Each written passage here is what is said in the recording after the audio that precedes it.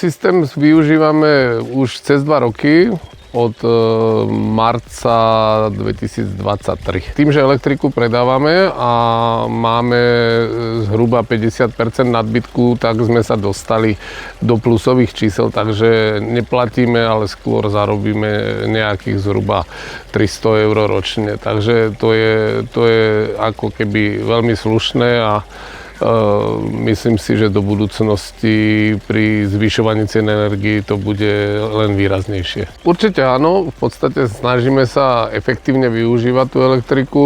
Určite napríklad využívame v lete tepelné čerpadlo na bazén, čo sme predtým teda celkom šetrili s tým a takisto čo sa týka prania a umývania v umývačke a podobné veci, tak to riešime efektívne cez deň.